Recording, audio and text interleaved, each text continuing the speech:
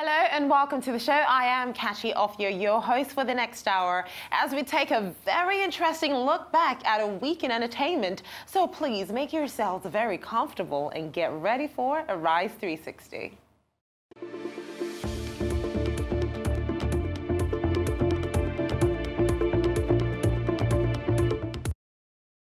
Well, I'm in the weekend mood, and I'm sure you are too. So if you missed any of our shows during the week, not to worry, because we have put together all of the best bits for you to enjoy. So coming up today across the continents on my end of week trip around the world. And then I'll be turning to the music industry, and telling you what went down with all those crazy pop stars we love. Well, also on the show, I'll be reminding you of the biggest shows and productions of the week in arts and culture. And finally, I will be talking to Arise correspondent Judita De Silva in London as we break down the latest in film and television. All that and so much more right here on Arise 360.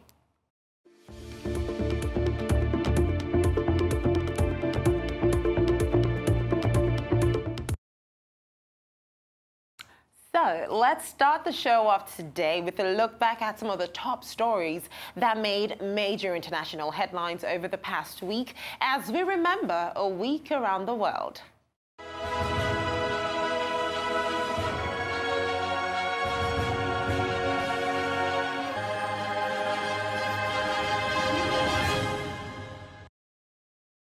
So, starting in America, Fox News is in production on a new film, and this movie is based on the sexual harassment scandal that happened in Fox News, and it is called Fair and Balanced. So, one of the characters, Charlize Theron, looking absolutely stunning, channeled Megyn Kelly as she continued production on the film.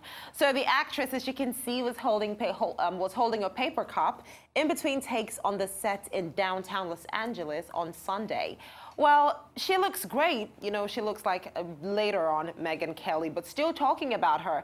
She cannot wait to get back to work. Talking about Megyn Kelly, she is now trading upfront money in her settlement talks with NBC.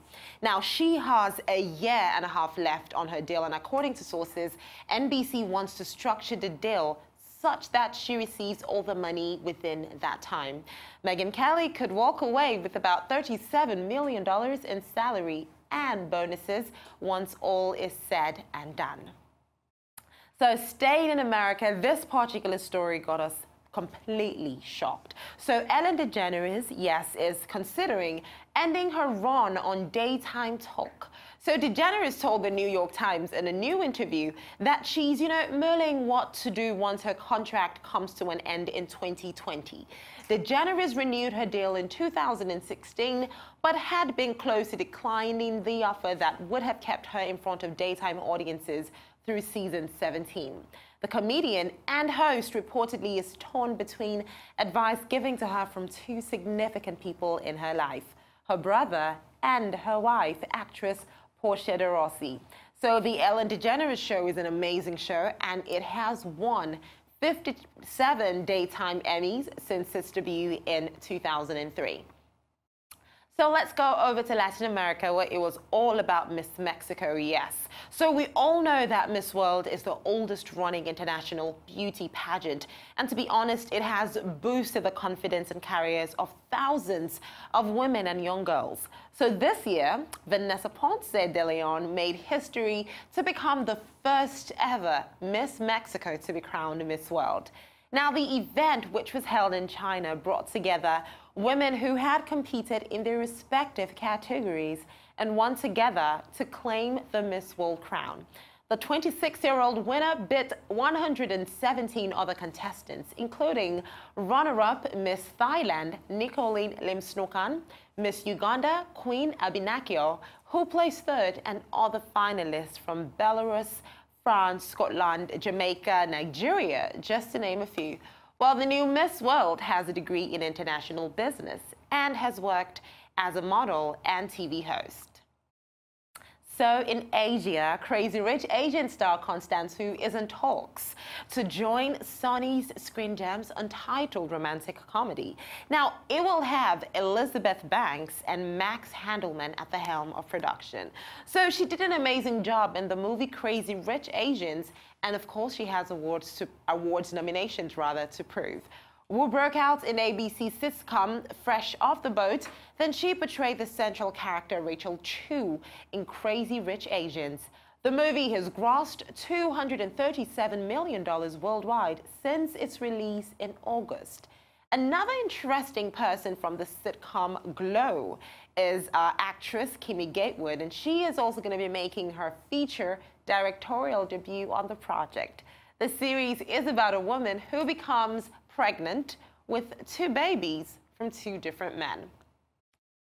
Now, that would definitely be a fun one to see. So over in Australia, we love Hugh Jackman, and we are aware of the fact that he is set to launch a world tour next year.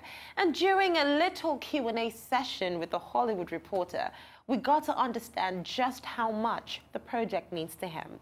So the Australian-born star, who, by the way, is an Oscar away from an EGOT, that's an Emmy, Grammy, Oscar, and Tony, he has conquered TV, film, and theatre. According to Jackman, the tour is essentially an extension of his one-man, Hugh Jackman, Back on Broadway show. Now, it was then revamped for an Australian arena tour in 2015. 3 years later, Jackman is breathing new life into the show yet again, with the addition of songs from various movies, including his beloved big screen hit, 2017's The Greatest Showman.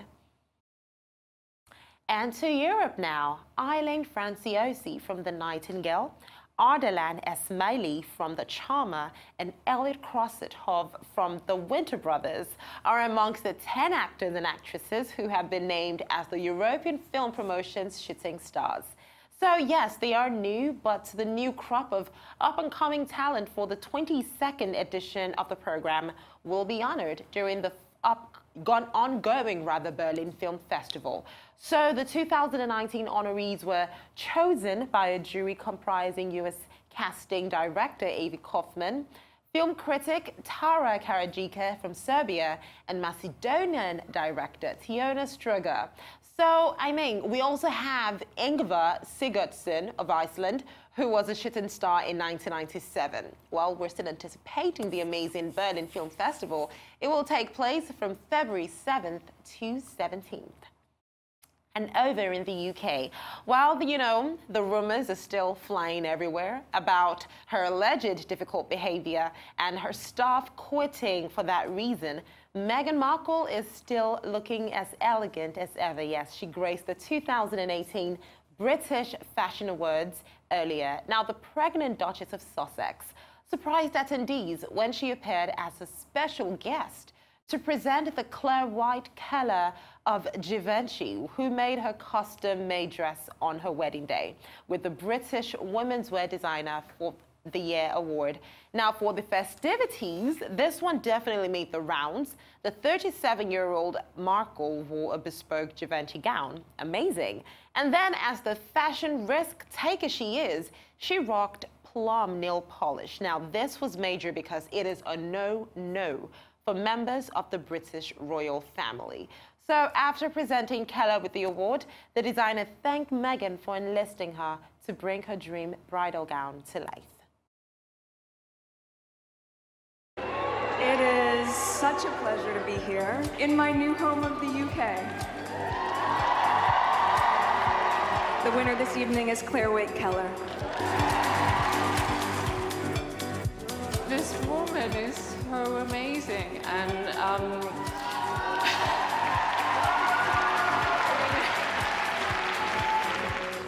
to have someone like that trust you in an incredible moment in their life is something that is just the most unbelievable honor, and I can't thank you enough, because it was just the best.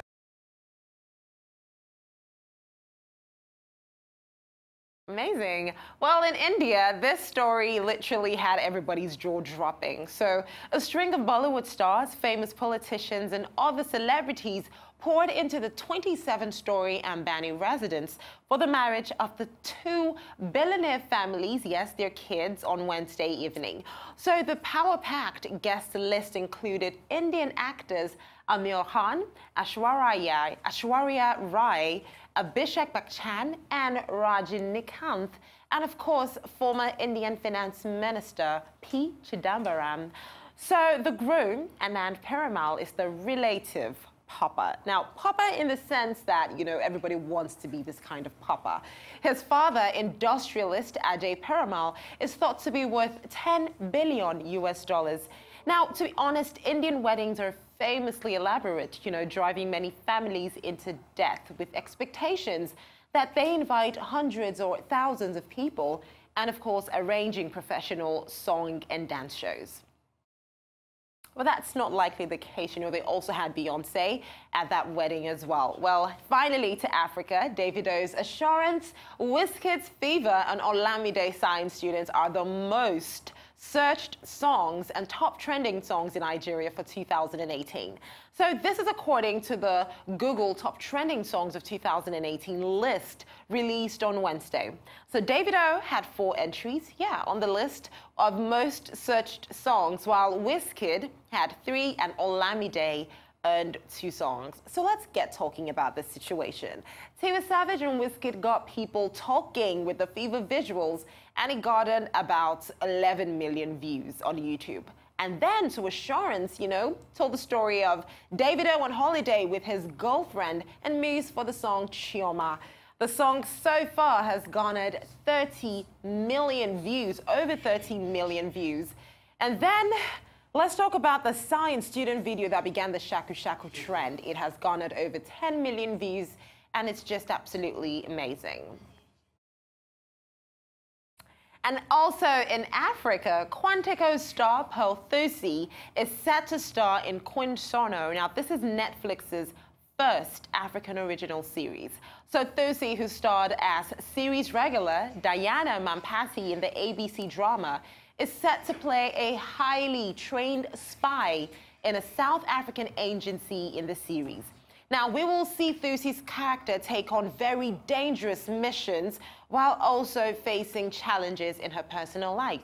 The show will start production in 2019, and it is expected to be one of Africa's amazing originations for Netflix. And, you know, the digital platform is really eyeing international growth in new markets. So we're sure that this will certainly, definitely work out great for the brand.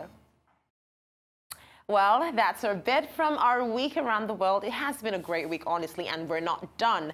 But before we get into what else went down this week in the music industry, we have to go on a short break. Stay tuned, because I have my end of the week review of the music news, and we'll also be finding out what stories have been trending on social media. Don't go away.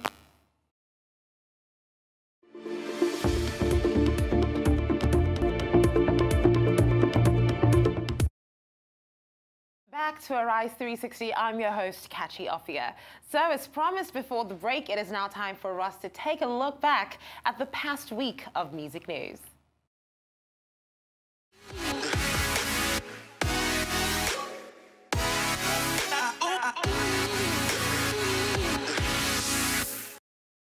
So Beyoncé got us into the Bollywood spirit this past week as she dressed up in some beautiful traditional Indian outfits for a private performance at an exclusive VIP wedding in India, which we spoke about earlier. Now, it had a reported price of around $100 million budget. So the Queen Bee shared images of herself in traditional Indian dresses on Instagram after she touched down India to perform a private concert at the pre-wedding event of Aisha Ambani, the daughter of India's richest man, and Anand Perumal, the son of billionaire chairman of the Perumal Group. Now, Beyoncé performed a selection of her hit songs, including Crazy in Love and Perfect. And the diva, who is said to have been paid $4 million for her talents, was joined by some A-list company, including US First Lady Hillary Clinton and showbiz newlyweds Nick Jonas and Priyanka Chopra. And it has been decades since the passing of Freddie Mercury, the legendary lead singer of British rock band Queen. But the band's musical legacy has definitely stood the test of time. So Universal Music Group announced this week that Bohemian Rhapsody, Queen's iconic operatic rock ballad, has officially become the world's most streamed song of the 20th century. Now, the epic song, which was released by the British band back in 1975, has managed to rack up over 1.6 billion streams globally. Now, this is across all major streaming services, also making Bohemian Rhapsody the most streamed classic rock song of all time. Stay winning. Well, a lengthy list of UK artists and leading music bodies have signed an open letter calling for the current Brexit deal to be scrapped in their bid to prevent serious damage to the industry. So artists including Annie Lennox, The Libertines, Carl Barât, Nadine Shah, and many more have spoken out, joining their voices with leading music institutions like the Musicians Union, the Association of Independent Music, Music Managers Forum, British Academy of Songwriters, Composers and Authors, and the Music Producers Guild. So the CEO of UK Music went as far to say that Brexit threatens to deliver, in his words, a hammer to the blow, or rather a hammer blow to the development of future world-leading talent. And BBC Radio 1 in the UK revealed their A-list line of hosts for their annual Christmas Day special this week. And people just couldn't stop talking about two hosts in particular. So K-pop superstars BTS will be joining Radio 1 from 12 noon on Christmas Day to play their favorite Christmas songs. And as if that was not enough, British girl group Little Mix will also be in control of the radio station when they kick off the Christmas Day special at 10 a.m. and of course share their own favorite festive ballads before handing over to the BTS boys, who will then also have the pleasure of trying out some traditional British Christmas food for the first time. And this week, a court in California has upheld a ruling against the music stars Robin Thicke and Pharrell Williams after they were successfully sued by the estate of late musical legend Marvin Gaye over copyright infringement.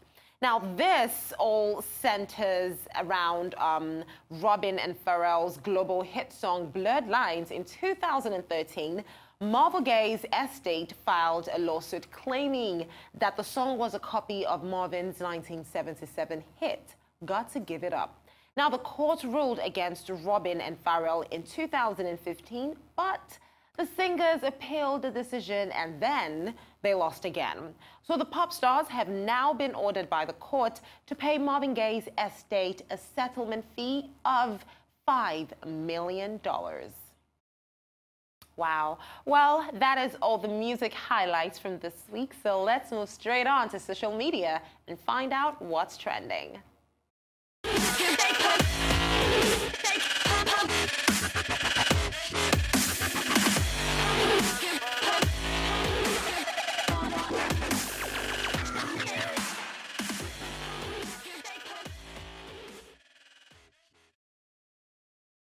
And of course, to help make sense of what's been happening on social media, I am now joined by Arise correspondent Judita De Silva, who is over at our studios in London. It is good to have you on the show, Judita, looking amazing, as always. Hi, Kachi.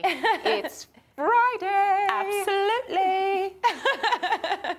Okay, now let's get this started, okay? So whenever anyone mentions Kanye West, honestly, it's like, whew, there is this drama around that name, and now there is something else that is going up. You know, he's about to spring it up again. It's like he just can't wait for the year to be over. He just has to do something. So what is the new deal now going on with Drake, of all people, on Twitter? Gosh. Please just try to keep up with this, because I'm not even joking, Kachi. This morning when we were tracking the story, Kanye was still tweeting. He was literally still tweeting. So they've had a long-running feud that really blew up this year, over the summer. So there was this big, for a long time, Drake has always said that Kanye inspired him, and then Drake went on to be this massive star, and there's always been this kind of unspoken competition between them. During the summer, Drake had, like in the rap industry, you have diss tracks, which is when different rappers bring out really blatant insults, but done through the lyricism of the rap art form. So there was Pusha T versus Drake, and one of the things that when Pusha T released his diss track, he unveiled a lot of secrets about Drake that nobody knew about. Drake, but particularly his son that he had with a French porn actress that's called Adonis. No one knew about this, but Pusha put it in his diss track. So Drake believed that Kanye told him. Kanye always denied it. Then Drake had that song, In My Feelings, in which it seemed like he was alluding to Kim in the song, and Kanye found that very offensive. Then there have been a lot of rumors that Drake has slept with Kim Kardashian, but Drake has never publicly come out and said that he didn't do it. So cuts to last night. Drake contacts Kanye, and he asks that he wants to get a song called Say What's Real cleared, because Say What's Real has a sample of a Kanye song. Then Kanye takes this moment to say he demands an apology for all these wrongs that he's felt from Drake, and he won't clear the track unless he gets an apology.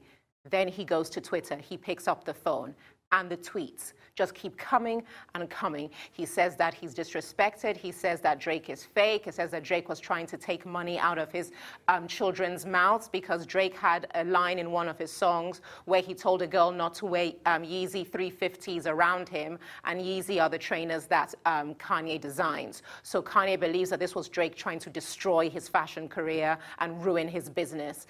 Then Kim got involved, and she started tweeting that her husband is a genius. There would be no Drake without Kanye, and you should never attack her husband or her family or her children. And through this whole day of tweeting, we heard nothing from Drake until just recently. He, in one of his chat lives, he just put up a black picture with a bunch of laughing emojis at the bottom and no words. That's where we stand at the moment. Oh my goodness. Now, first of all, it's good to know that, you know, Kim is catching on to Kanye's drama, but I'm really curious. I mean, he said a lot of hurtful things in this. Let's look at one of the craziest parts. There would have been no Drake without Kanye West. I don't understand that phrase in any way, shape, or form. But do you think this has been a long time coming? Like, this Kanye West outburst on Twitter has just been building up, and finally today it is out in the open. I think we know that Kanye does not know how to use the filtration system known as common sense when it comes to social media. When it comes to him talking about wearing the MAGA hat or abolishing the 13th Amendment, he doesn't know when enough is enough. He just goes gay abandon on social media.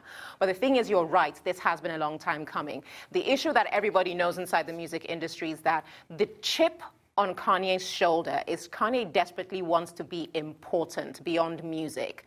But within music, he's always felt like he's gifted. But then when Drake came along, Drake is more successful with the women. He's more appealing. He's globally famous across white America and black America, men and women. Kanye has a very specific pool of people he appeals to. So although Kanye came before and he did inspire the generation that spurned Drake, Drake has gotten bigger than him. And Kanye, who's a guy that we all know is very vain and has a very big ego, Drake is a chip on his shoulder because it's almost like the apprentice outdoing the master. And so that's always been this unspoken tension. You know what it's like? You know when you have women where there are two girls that are friends, but secretly you know they're always competing and they kind of hate each other, but oh my God, we're like totally friends. I love them so much. That's what this is. What was that, Judith? Oh my gosh, you kill me. Honestly, you literally do every time. Okay, well, away from these two people, now Jason Momoa is my newest, latest, crush, apart from Idris Elba. He'll always have a place in my heart. And we know that, the big Christmas superhero film Aquaman premiered last night as well.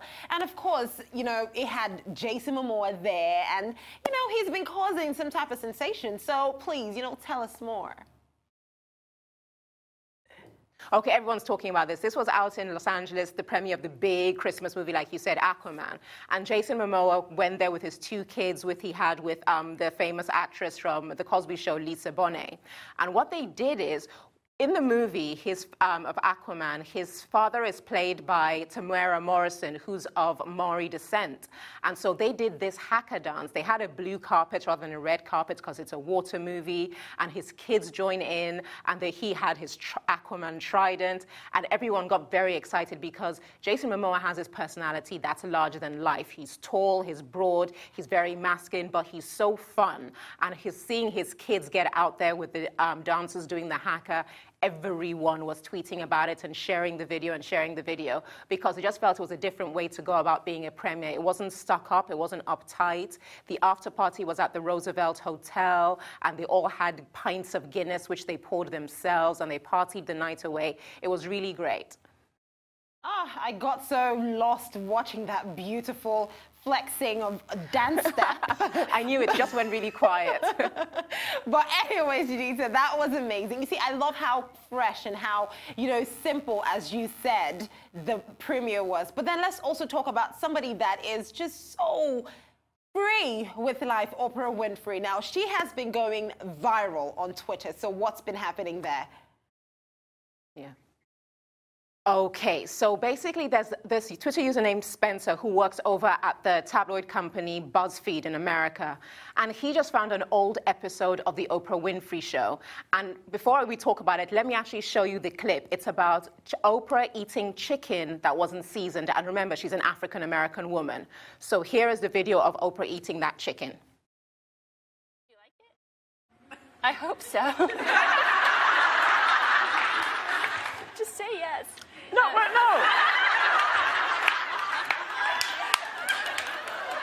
I do like it. I like it very much. I think, did we add salt and pepper? I think we needed salt and pepper. No, there's no salt and pepper in it. But you can add it yourself. I would just like, I think it's delicious, is what it really is. Okay, now there is a lot that is being on set. It was too much. Oh my goodness. So what was her real emotion? Like, what is the emotion behind all of this? See, that's what everybody's talking about on social media. People are like remembering when the episode aired. You do not mess with African Americans and food, especially women. Don't mess with black people when it comes to food. And when you're talking about roasting chicken, how do you not put salt and pepper? But then Oprah being a host, she had to eat it, she had to style through it. And so everyone on social media was going like, taking screen grabs of this and going, I love this. I wish I could have been there. I wish I could have tried the chicken. Did anybody send the woman some sachets of salt and pepper? Where is she now? And so this thing picked up so much momentum. Oprah felt the need to actually reply, and then she posted this video directly to Spencer. Okay, Spencer, I don't know whatever made you pull that tape out of the vault, but made me laugh. And here's the deal. This is what I was thinking. I always wanted anybody who came on the show, no matter what they did, to have a good experience. And I also wanted to stay in my own truth while allowing them to have that good experience. So I was having a moment of trying to decide, do I want to have a great time? What is my real moment of truth? Because the truth for me was that I am used to having salt and pepper on my chicken. That's just the truth. That's what I was thinking. This chicken needs some salt and pepper. Well, we all love salt and pepper, honestly. Like, you don't miss that. You cannot miss that at all, Judita. Anyway, Judita. Exactly. You just can't. What was she thinking? I wonder. Now, at least we all have cleared that completely on the internet. But thank you so much, Judita, for that amazing role on What's Trending. At least you got to learn a few things about salt and pepper today, but that will be all from Judita for the time being. And she will be back later on to talk about film and television. But there is still so much more on the show. It is time for another quick break. You do want to stick around because when we return, I will have the best of the best from this week's arts and culture news. So keep it here on Arise 360. We'll be right back.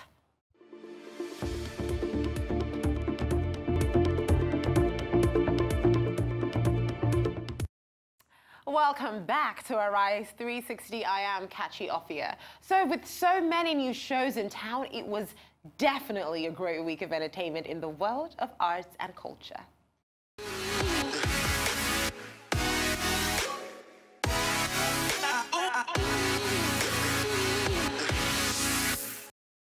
So, 58 glorious years ago, Harper Lee published her debut novel, To Kill a Mockingbird, to immediate success and critical acclaim. I mean, it won the Pulitzer Prize, became a global phenomenon, and was recently voted America's most loved book, not surprisingly.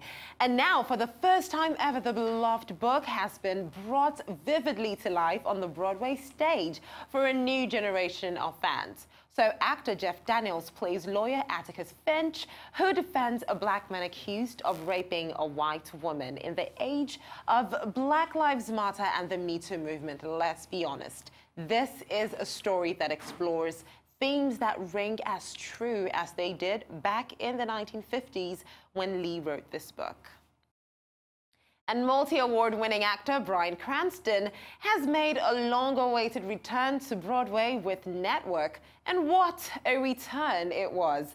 Following his acclaimed run at London's National Theatre, the play follows the unexpected rise and fall of news anchor Howard Bill, who unravels life on the screen during his final broadcast. Now, when the ratings soar, the network seizes on the opportunity to exploit him.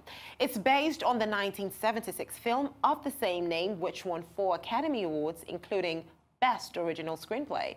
The Breaking Bad actor leads a star-studded cast, including Joshua Boone, Gina Daniels, and Gina Yee. And as pressure mounts on museums outside Africa to return art and artifacts plundered during the colonial era, an aspirational new institution in Senegal is hoping to change the narrative. So President Macky Sall has inaugurated the new Museum of Black Civilizations in the capital, Dakar. After decades of inaction, construction was finally made possible after a $34 million Chinese investment. It follows calls from Senegal and other African nations for France to return art it looted during the colonial era. Amongst the first temporary exhibitions to be shown is work from artists from Mali and Burkina Faso, as well as from Cuba and Haiti. The museum's director says the institution will serve as a creative laboratory to help shape a continent's sense of identity. It is expected to open to the public in the coming weeks. Now, I couldn't agree more with Google right now. So the 80s, 90s, and 2000s are officially fashion's favorite decades, at least according to Google. Now, in the company's yearly study of the most trending searches, the top 4 searches were the 1980s fashion, grunge fashion, 1990s fashion, and 2000s fashion. Compared to last year's, the retro revival shows an increased influence of the runways on mainstream fashion searches. Now, this was the year Versace's reissues arrived in stores. Prada brought back its iconic nylon Linea Rossa, and Marc Jacobs remade his infamous grunge collection. And now on to the Metropolitan Museum of Modern Art. They are carrying out a major retrospective on a key figure of the Chicago Black Renaissance for the first time in 30 years. Now, throughout his career, Charles White rejected the dominant images of African Americans in circulation, exercising his artistry as a tool for reclaiming the narrative of Black culture within American history. His artworks took many forms over the years, spanning paintings, drawings, and public art, and were powerful enough to carry the torch of the Black Chicago Renaissance and, of course, speak across the many binaries of the civil rights movement. Now, the exhibition travels to 3 major cities in which white people lived and worked, including Chicago, LA, and New York. And, of course, it runs through February until next year. So we are going to take another break now, but stay tuned to the show because coming up, I'll be talking to Judita De Silva again, and this time it is all about the movies and television. Don't go anywhere.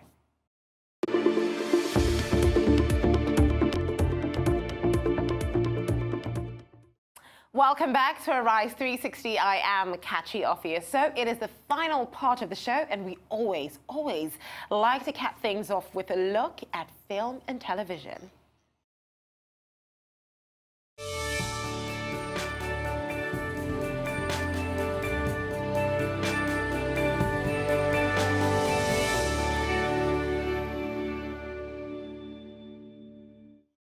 And here with all the film and TV scoop is a Rise correspondent, Judita De Silva, who joins me again from our studios in London. Hi, Judita. Great to have you again. So let's get right to it. Kachi. Starting off with TV, we finally got a release date, yes, for the next season of the new Star Trek series. So when will it be? Okay, so just last night they released the trailer for season 2 of Star Trek Discovery, and it's going to debut on Netflix starting on January 17th, 2019. And this is great because the first season, it was when it came out, there was a lot of anticipation because it was a reboot and rethinking of this very famous global franchise. And what was different is for the first time, it was going to have a female lead and a black female lead played by Sonequa Martin Green from The Walking Dead. And she plays Michael Burnham, this character that's kind of an anti-hero or a reluctant hero, and she did a great job, also starring alongside Michelle Yeoh. And this season 2 is going to have 14 episodes because if you remember, season 1 was meant to have 13, and then at the very last minute, they stretched it to 15 episodes because it was doing so well. But now they've decided that originally, again, this was meant to be 13 episodes. Now they're going to do 14 starting January 17th. Amazing. So what are we looking forward to seeing from January 17th? You know, are we getting new cast additions? Are we getting any spoilers? You know, what can we look forward to from January? Oh, well, from the trailer, we saw the little tease that we're going to be seeing the new incarnation of Spock, who's a legendary character from Star Trek. He's actually plays the estranged brother of the lead character, Michael Burnham, who was raised by Spock's tribe. And so it's going to be interesting to see this version, because whenever anybody does a reiteration of Star Trek, the die-hard fans only care about one thing: Spock, because Leonard Nimoy made him such a classic, iconic character. So anybody who doesn't get it right, whether it's from the big Hollywood movies or whether it's from any TV series, they get very upset. It's kind of the make or break thing for any Star Trek series. So we're looking forward to see whether this actor does a good job. Well, fingers crossed, because I mean, you don't want to mess with Star Trek. That is one thing that lots of people love. Well, let's move away from that now. After the Oscar-winning adaptation of Les Miserables, the musical, the BBC in the UK, yes, they are doing a little TV movie version. So David Oyelowo is, you know, looking to jump on that train. Please tell us some more about it. Okay, so he's actually been singing the praises of the BBC because he's been cast in Les Miserables as the character of Javert. Les Miserables was a book by Victor Hugo, which was made 150 years ago. Every time that it's been adapted, whether it was the musical or movie versions, it's an all-white cast, which is understandable. It was a French writer about a French story. But then what David Oyelowo has been saying is that he really applauds the BBC for championing diversity, because at the end of the day, whenever you make period dramas tend to be all-white casts. But doing something as taking one of the two lead characters, because there's Jean Valjean and there's Javert, making one of them an African or a black guy, which is David Oyelowo, it really thrusts it into the modern era and makes it more relevant to audiences. So chances are there are going to be more people willing to watch this adaptation, which is coming out at Christmas, because they're saying, well, even though it's a period drama, I don't need to roll my eyes and look away because I'm starting to see people who look like me reflected in these stories. Okay, now looking at this new addition, I mean, this is a really drastic addition. It's really hard on, you know. So do you feel maybe they were having some issues with, you know, ratings, with viewership, with people's response to this particular piece, that they just had to do something to just make sure, okay, our next output has to do so much better? absolutely catchy, because even there's this really famous TV actor here in the UK called David Frost, and he was from a series called Only Fools and Horses, and it's had a really illustrious career. Someone of his stature once had he did an interview, and he said that he's quite dismayed by the state of movies now, especially in television, because there's no good work for good actors, because everything is kind of reality TV or competitions or sensationalist. But then even if someone like him, he's an old body, classic white actor, is struggling in the modern era to find a foothold in entertainment, imagine what it's like for ethnic minorities. But then because of that, ratings are also dropping, because the tastes today are so quick and so disposable, you can't keep people's attention for that long. So what do you do? When you think about the debate they're having about who's going to play James Bond, should it be Idris Elba? This question of the diversity ticket always keeps coming back up. Yeah. The world is different. It's multicultural, it's multi-ethnic, it's multicolored. If you're not willing to adapt reflections of that in their entertainment, they're just not going to be entertained by it and therefore not watch it. So yes, you're right. This is something that they're doing as a clever ploy to bring in much needed new viewership. Okay, well, still talking about, you know, people trying to do things that are working for them. Let's hope this plan works. Now let's go over to film. The Emmy Awards have announced that, you know, they want to shake up their rules and regulations, and we're so worried right now because we don't know what to expect. So perhaps you can shed some more light on this and make us understand.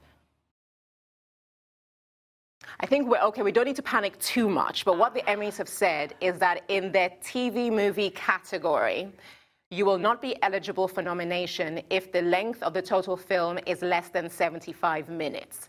Now, this is a very big deal if you think about it from the point of view that when series, like really dramatic series, do their episodes, they tend to max out around the 1 hour mark. And these are really accomplished shows. So by Emmy saying that you have to be 75 minutes plus, that's now questioning who will be eligible. Because take, for instance, the show like Black Mirror.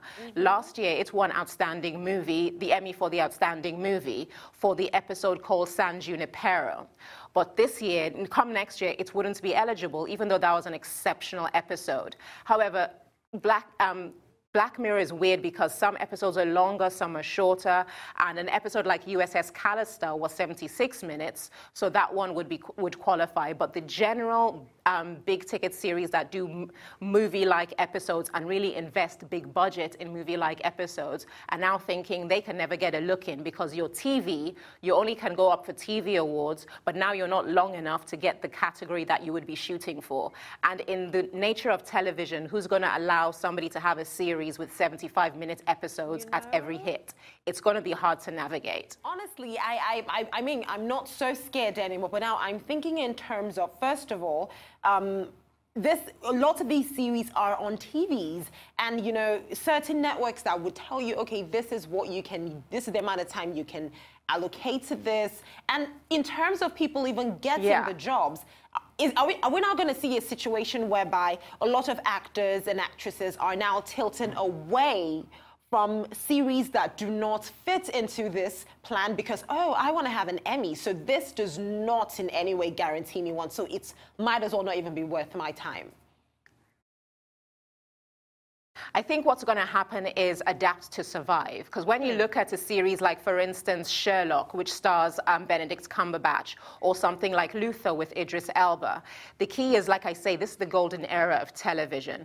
Television is drawing in the best actors in the world because that's where they can find really great stories and really good scripts. But because they are actors who have other projects to do, you can't sign them up for 24 episodes in a series. So things like Sherlock, things like Luther, they have 3 episodes or they have 4 episodes and invest a lot of production style and budget into it. So what's going to happen probably is people will now start making the 75-minute episodes, but there'll only be 3 or 4 of them.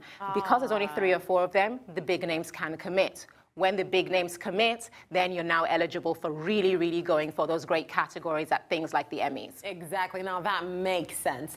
Okay, now before I let you go today, the Martin Scorsese and Leonardo DiCaprio film Wolf of Wall Street, amazing movie, has been the subject of a court case, and you have an update of that, don't you? Yes. So there was a man named Andrew Green who, back in 2015, took the companies Paramount Pictures, Scalia Productions, which belongs to Martin Scorsese, and also Leonardo DiCaprio's production company. They were all being sued because it was called for libel and defamation, because Mr. Green felt that the character of Nicky Rugrat Ruskoff was based on him, because The Wolf of Wall Street is based on true events. But what Scorsese did is that he created composite characters where they're kind of an amalgamation of things that lots of people did in those situations, all distilled into one personality.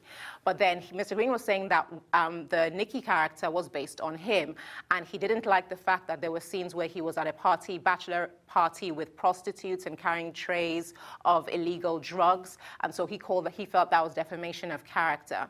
But then originally, the case was not going to go to court because it was seen about it to be a bit hollow, but there was just enough for it to go to court. But now it's been thrown out because they said that they couldn't actually prove malice on the part of Leonardo, Scorsese, and Paramount Pictures production companies, because at the end of the day, you can't really concretely say that any of the characters was directly him.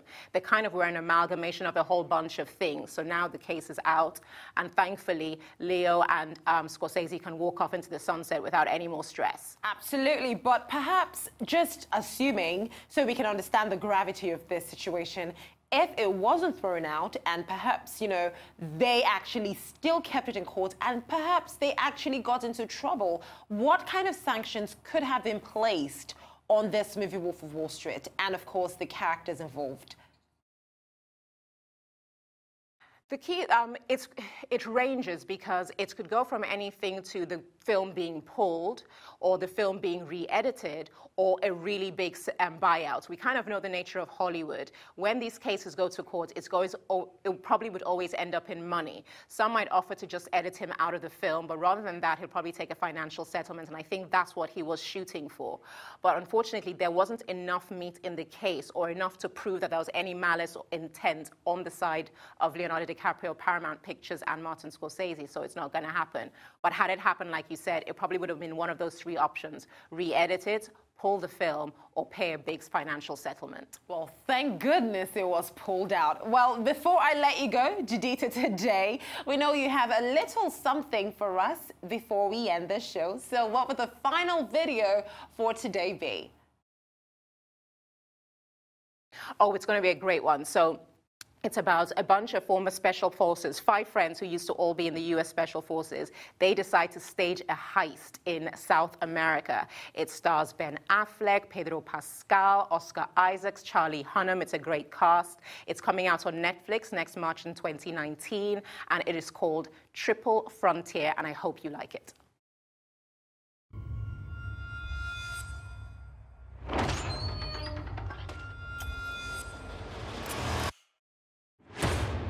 First things first. Any man here that wants to walk away can do so knowing they're the best of us. But it's gotta be now. There is no ground support. The injuries we sustained, we're walking out with. Make no mistake about it. You guys need to own the fact that we do not have the flag on our shoulders. You cannot go back to your normal life after tonight. Everything we've done for the last 17 years, with nothing to show for it. You've been shot 5 times for your country, and you can't even afford to send your kids to college. If we had accomplished half the things that we've accomplished in any other profession, we'd be set for life. I'm your masters of war. The question is, do we finally get to use our skills for our own benefit? We're gonna get Gabriel Martin Larrea. He's got over $75 million in cash. If we're not gone forever after you make your move, we are dead. We need to hunt quickly. You cannot think they will find us! It's always a little harder than you think it's gonna be. We don't leave nonsense like that!